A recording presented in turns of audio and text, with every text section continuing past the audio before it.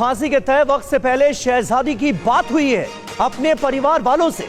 अपने माता पिता से शहजादी ने बात की, आखिरी इच्छा के तौर पर कराई गई बात, क्योंकि फांसी से पहले जिसको फांसी दी जा रही है उसकी आखिरी ख्वाहिश पूछी जाती है और शहजादी ने यह इच्छा जताई थी कि वो आखिरी वक्त अपने माता पिता से बात करना चाहती है। 15 फरवरी 2 बजे तय था फांसी का वक्त। शहजादी ने कहा, ये मेरी आखिरी कॉल है। अब सबसे पहले वो बातचीत भी हम आपको सुनाते हैं जो शहजादी ने अपने माता पिता से अबू धाबी की जेल से की थी। बता बेटा, उठ बेटा, बता दे बेटा, दे बता, टीबो और कसम बेटा, बता अच्छी तरह बता बेटा, बता। टाइम खत्म हो गया पापा, हमारा टाइम खत्म हो गया बस। अरे नहीं बेटा, ऐसे नहीं, अल्लाह लगा ना ना ना, ले बात कर मेरे से। हाँ बेटा, बेटा हाँ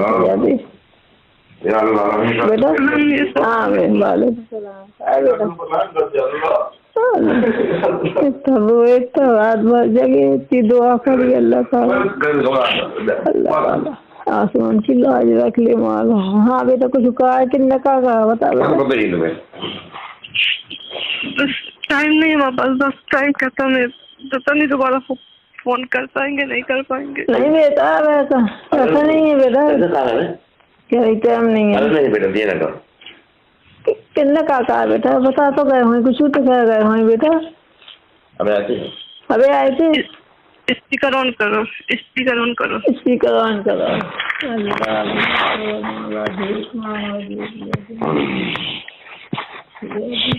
या अल्लाह,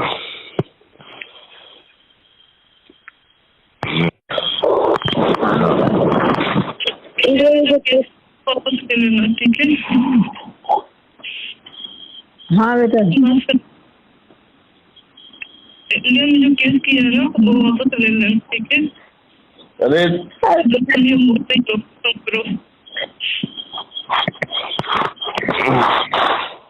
यार जैसे देखो बता दे बेटा, जैसे बताओ भैया, मकसद रिकॉर्ड हो तो रिकॉर्ड हो रहा बेटा, बताओ मतलब आवाज आ रही है, बताओ वकील साहब को बताओ। हाँ अच्छे से रहना, तो कौन से दुश्मनी वो नहीं देना, जो FIR है वो ले लो वापस, नहीं चाहिए दुश्मनी। वकील को कहते, वकील को बता बेटा क्या करना, वकील को बता, वकील को क्या कहे, कुछ नहीं बोलना, वकील से बोलना कि वापस ले ले FIR, नहीं चाहिए, सुकून चाहिए, बस कुछ नहीं चाहिए। केस लड़ने से सालों केस लड़ते रहेंगे, वापस मिल लेंगे नहीं मिलेंगे। जब तुम ना रहो तो मैं क्या करने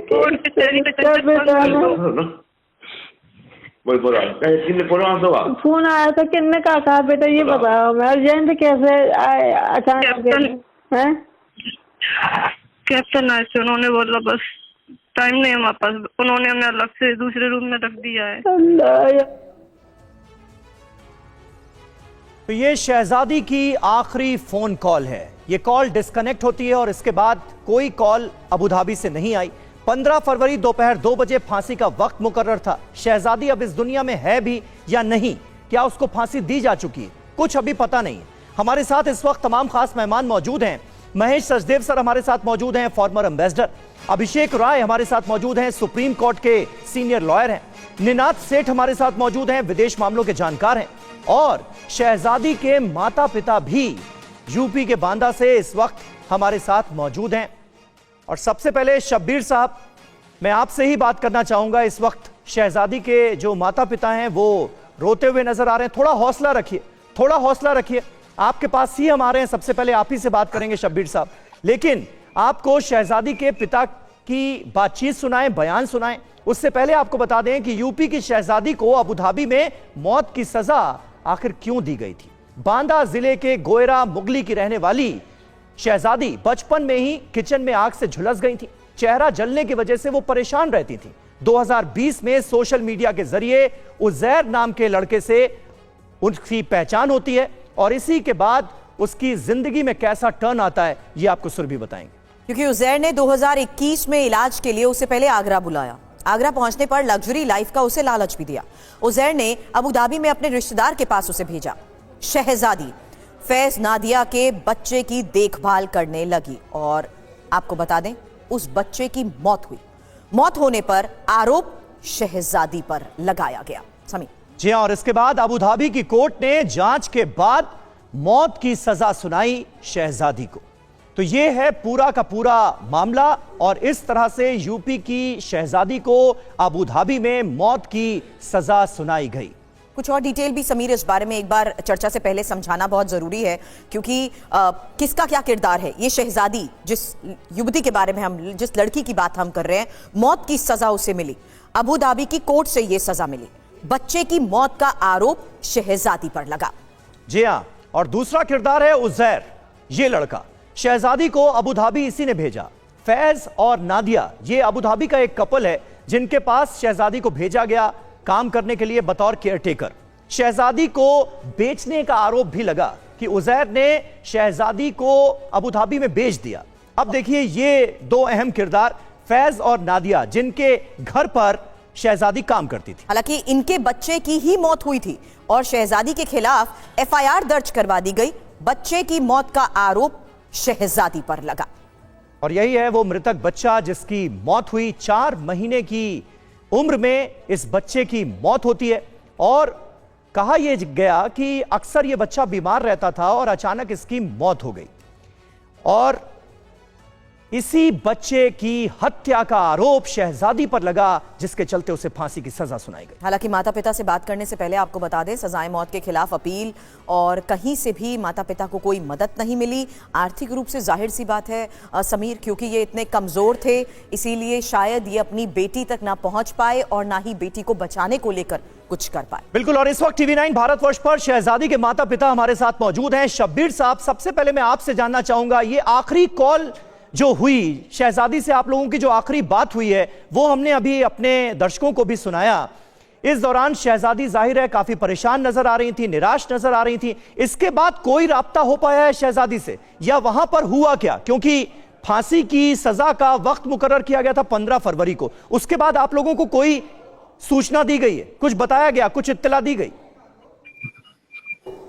जी, मुझे किसी तरह के अभी तक कोई सूचना नहीं मिली, और न एम्बेसी की तरफ से, न विदेश मंत्रालय की तरफ से, न बांदा डिस्ट्रिक्ट के किसी भी अधिकारी की तरफ से।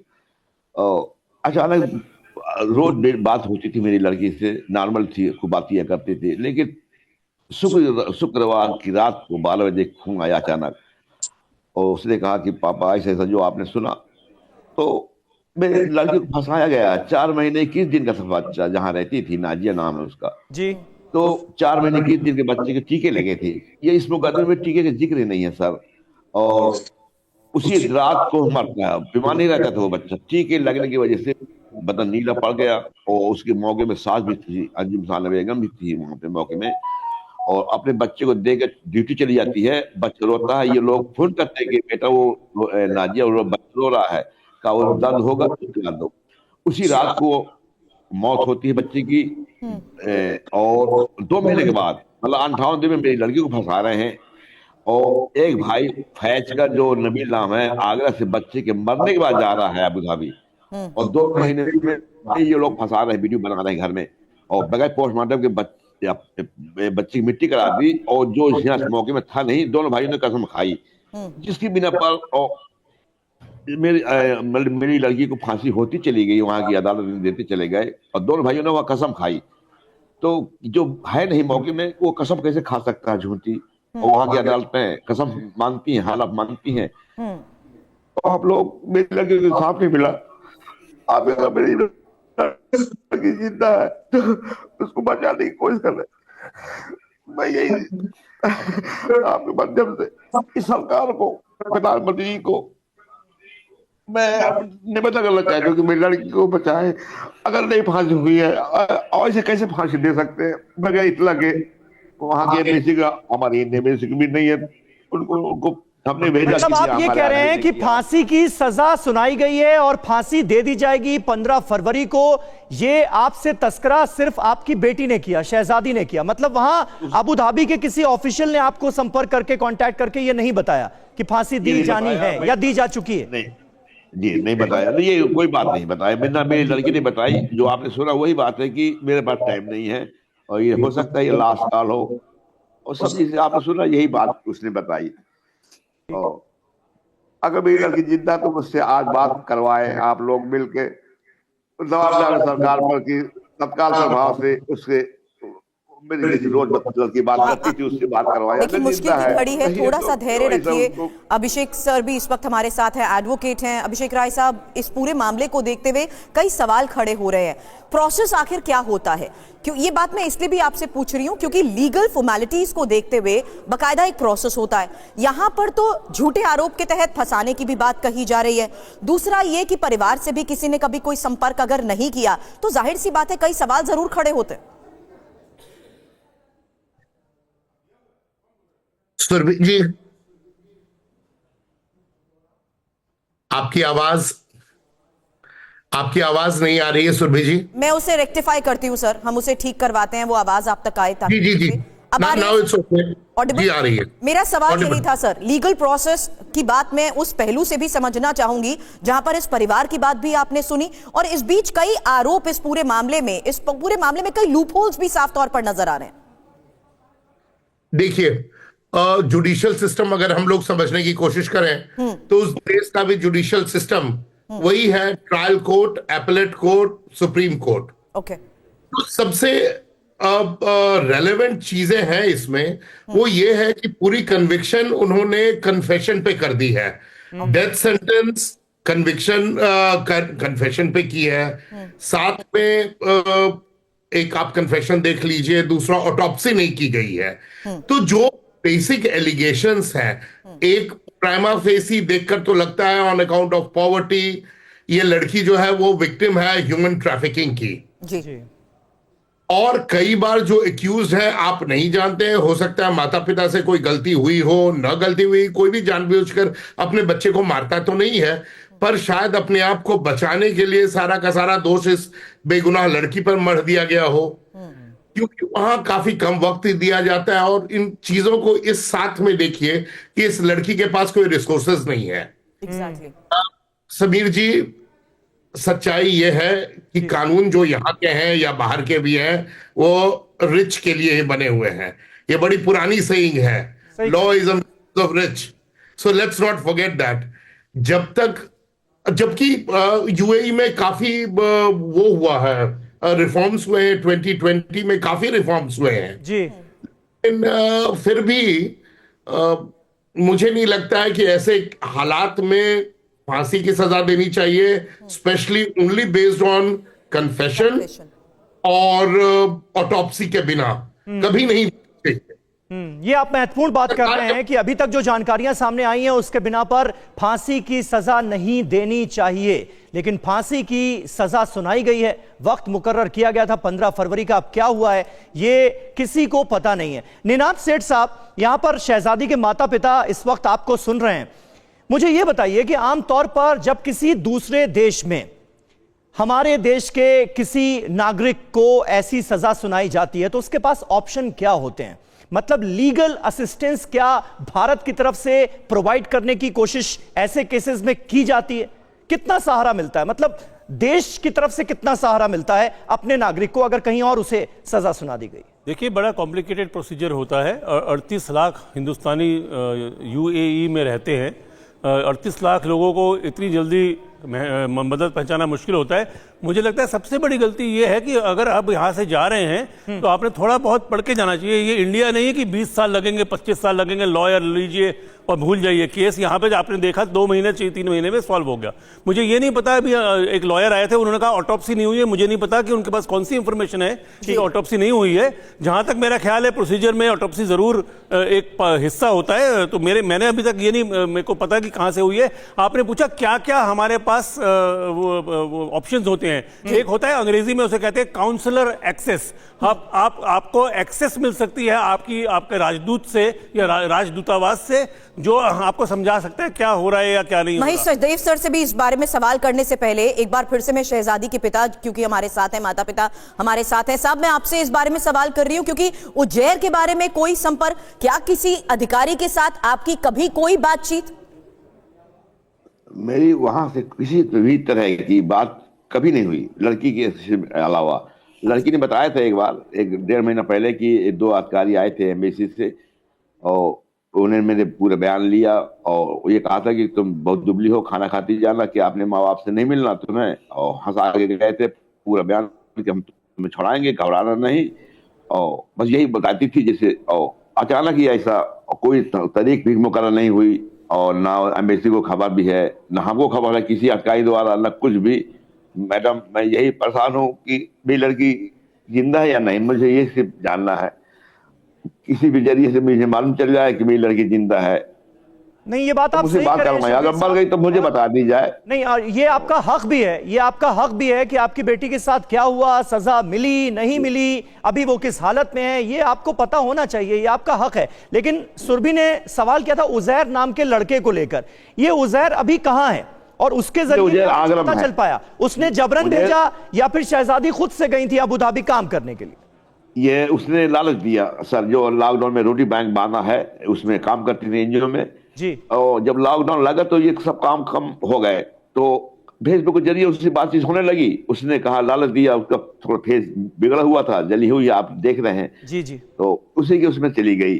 3 महीने की वीजा में गई, फिर उन्होंने 2 साल का भी वीजा बनवा लिया उसकी बगैर मर्जी के। साहब, लेकिन एक छोटा सा सवाल इस आधार पे, क्या आपने उजैर के खिलाफ यहाँ भारत में भी कोई शिकायत दर्ज कराई या उस तक पहुंचने की कोई कोशिश की? क्योंकि आप आरोप लगा रहे हैं कि आपकी बेटी को फंसाकर जिस तरीके से वो लेकर गया। न्यायालय द्वारा मैडम सर, मैं एसपी के चक्कर लगाए, 12 एसपी के मोटो थाने के लिए, लेकिन नहीं सुनी गई मेरी। तो मैं वकील करके सीजीएम से न्यायालय द्वारा 4 लोगों के नाम FIR, फैज, नाजिया, उसकी सास, मतलब नाजिया की सास, फैज की मां अंजुम साना बेगम और उजैर उर्फ पन्ना चौधरी, ये 4 के नाम FIR भी हुई। लेकिन पुलिस ने आज तक उसको गई नहीं, न पूछताछ के लिए आज तक गई, और बस आज वो घूम रहा है, आगरा में है वो जी।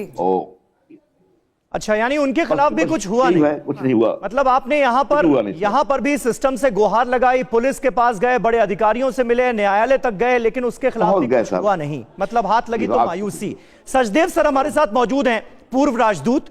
सचदेव सर, आपने पूरी कहानी सुनी, शहजादी के साथ जो कुछ हुआ और शब्बीर साहब का जो कुछ भी कहना है। आमतौर पर इस तरह के केसेस में दूतावास का क्या रुख होता है? मतलब एम्बेसी से लोगों को जिनके ऊपर इतने संगीन इल्जाम लग गए और सजाए मौत तक मिल गई, एम्बेसी कैसे हेल्प कर सकती है इस केस में? कम से कम पता तो चले शब्बीर साहब को, उनकी पत्नी को पता तो चले कि उनकी बेटी के साथ हुआ क्या है।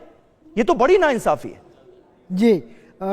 ये एक कॉन्सुलर इशू है और इसमें एम्बेसी के पास उस देश के साथ जैसे संबंध हैं उसी की तरह से उसको हैंडल किया जाता है।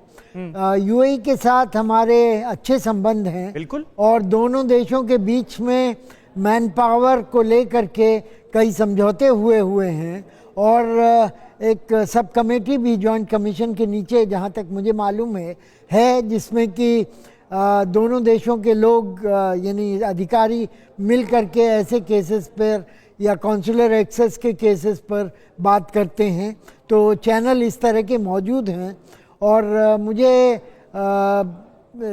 व्यक्तिगत तौर पर तो नहीं मालूम है इस केस के बारे में, लेकिन ये मैं अनुमान लगा सकता हूँ कि हमारे यूएई में जो दूतावास हैं उनके लोगों ने, उनके कॉन्सुलर ऑफिसर्स ने इस बारे में यूएई की गवर्नमेंट से बात की होगी और उनसे ये अपील की होगी कि इस केस में मानवीय तौर पर देखा जाए। लेकिन मानवीय तौर पर भी क्या ये भी क्या एक प्रोसेस का हिस्सा नहीं है कि कोई परिवार से तो एटलीस्ट कांटेक्ट करता? क्योंकि यहाँ तो परिवार यही कह रहा है कि उनकी सिर्फ और सिर्फ बात हुई है तो हमेशा सिर्फ शहजादी से, जिसके जरिए उनको ये सब कुछ भी पता लग पाया। इस बारे में मैं व्यक्तिगत तौर पे मेरी कोई जानकारी नहीं है, लेकिन शहजादी ने जैसा कि अपने माँ बाप को बताया है और जहाँ तक मैं समझ पाया हूँ कि दूतावास के अधिकारी उससे मिले हैं, कॉन्सुलर एक्सेस हुई है और इससे ये पता लगता है कि दूतावास ने इस बात का संज्ञान लिया है और उसके लिए कुछ कम से कम यूएई की सरकार से उन्होंने संपर्क स्थापित किया होगा और उनसे इस तरह के केस में दखल देने की उम्मीद जताई होगी। ठीक है, ठीक है, आप कह रहे हैं कि ऐसा हुआ होगा, ये आप उम्मीद जता रहे हैं। शब्बीर साहब हमारे साथ मौजूद हैं।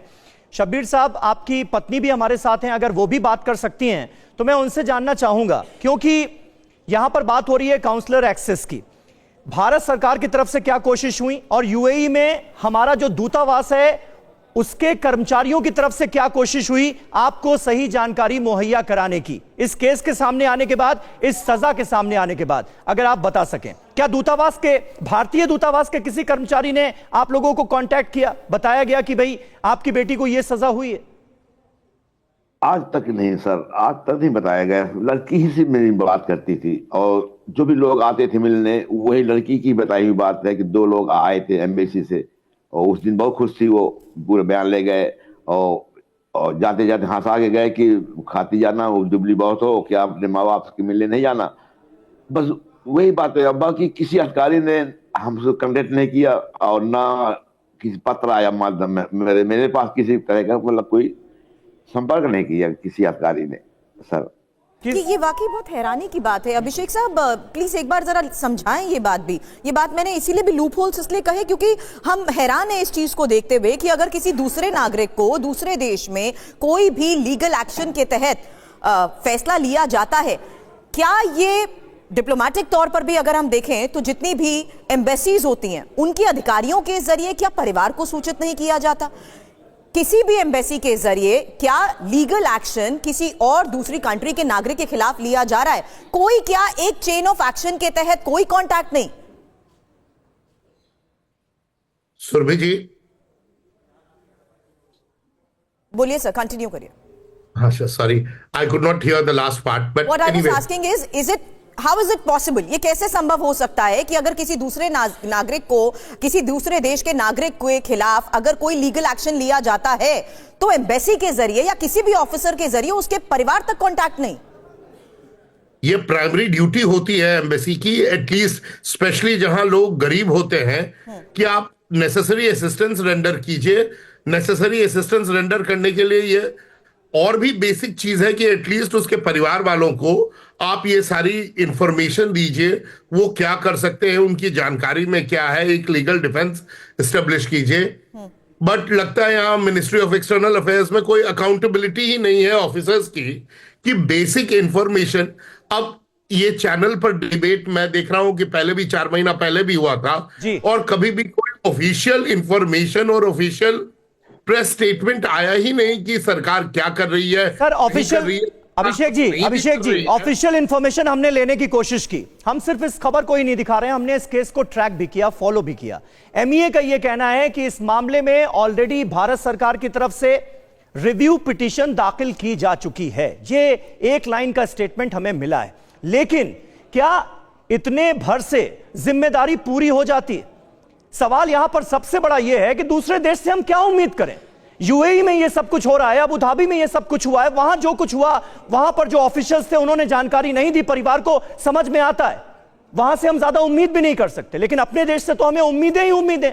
तो कम से कम यहां के अधिकारियों को, हमारे दूतावास के कर्मचारियों को तो इस परिवार से संपर्क करना चाहिए था, वो क्यों नहीं हुआ? एक और चीज ये इसका अगर आप अभिषेक जी एक जवाब दे पाए।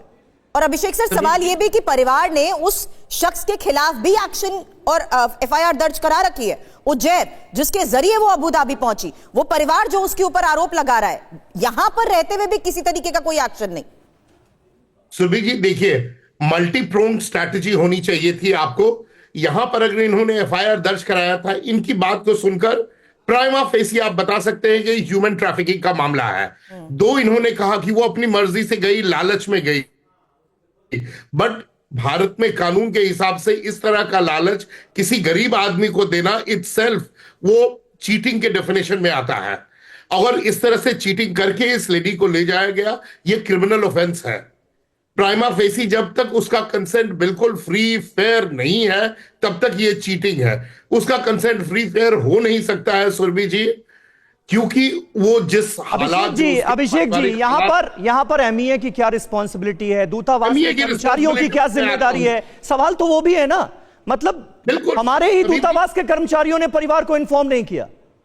मैं आपको बता रहा हूं, छोटे से छोटे देश, मैं एक केस कर रहा था अजरबैजान का जी।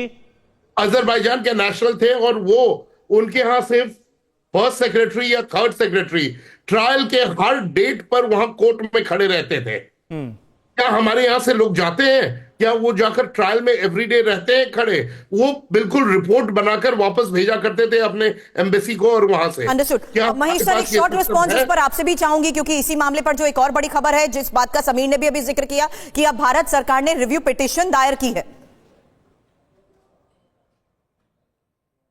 सर जी, तो रिव्यू पिटीशन तो ये दिखाती है कि भारत सरकार ने और दूतावास ने इस पर इसका संज्ञान ही नहीं लिया है। उन्होंने कॉन्सुलर एक्सेस भी मांगी है जो दी गई है, और दूसरे उसके बाद उन्होंने रिव्यू के लिए पिटीशन भी सरकारी तौर पर उसको यूएई के अथॉरिटीज़ को दी है।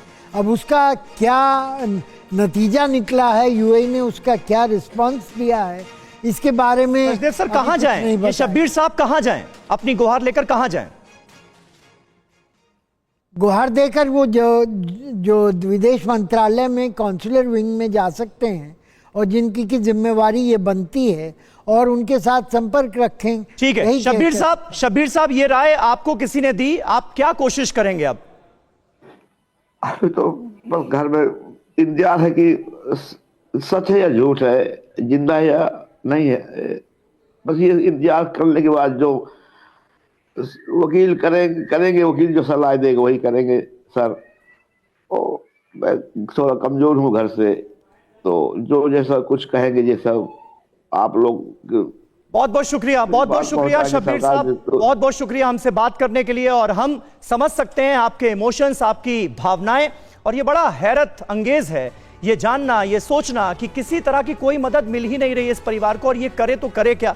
सिर्फ इतनी सी दरख्वास्त है उनकी, क्यों नहीं ये पता चल जाए कि उनकी बेटी को फांसी की सजा हो गई है या नहीं हो गई। लेकिन ये सवाल जो है ये इतना मुश्किल हो गया कि इसका जवाब किसी के पास है नहीं। बहुत बहुत शुक्रिया, हम उम्मीद करेंगे कि आपकी परेशानियों का कुछ हल निकले।